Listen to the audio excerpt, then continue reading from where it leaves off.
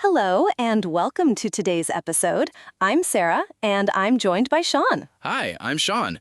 We're here to discuss the latest news stories that have been making headlines. Let's start with one that's caught a lot of attention recently. A Delta Airlines jet was roughly 300 feet from an American Airlines plane during a close call at Boston's Logan Airport last Saturday. This incident forced the Delta aircraft to abort its landing attempt. That's alarming. What did the Federal Aviation Administration say about this incident? The FAA announced that it's investigating the incident between the two commercial flights.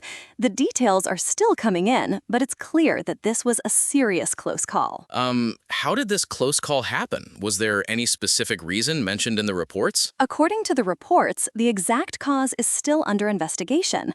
However, aviation experts have been analyzing the data to understand what went wrong. So, what's the significance of being 300 feet apart in this context? Is that considered a near miss? Yes, 300 feet is considered a very close distance between two aircraft, especially when one is attempting to land.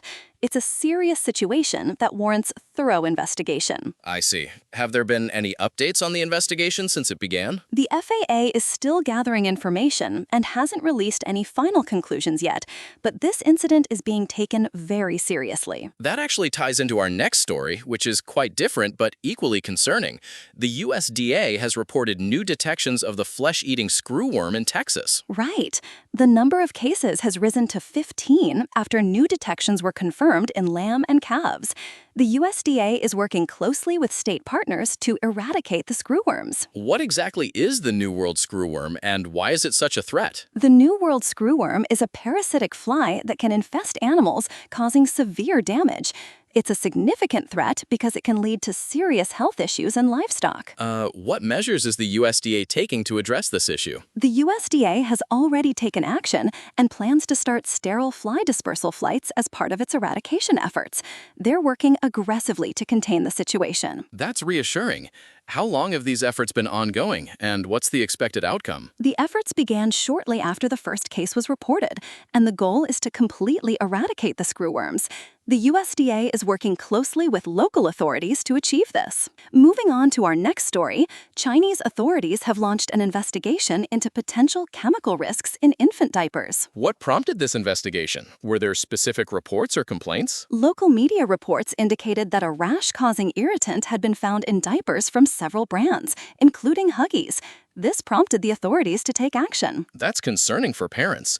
What are the regulatory bodies in China to address this issue? The State Administration for Market Regulation, along with other ministries, is conducting the probe. They're looking into the safety of the diapers and potential chemical risks. What's the significance of this investigation? How might it impact consumers or manufacturers? If the investigation finds that certain diapers do contain harmful chemicals, it could lead to recalls or changes in manufacturing practices. It'll help ensure the safety of infant products. That makes sense.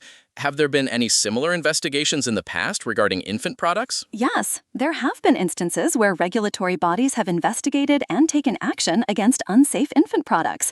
This is part of ongoing efforts to protect consumer safety. It's interesting to see how different these stories are, yet they all share a common thread of being significant issues that require immediate attention and action. Absolutely. From aviation safety to public health and consumer protection, these stories highlight the importance of vigilance and regulatory oversight. That's all for today. Thank you for tuning in, and we'll see you later. Goodbye.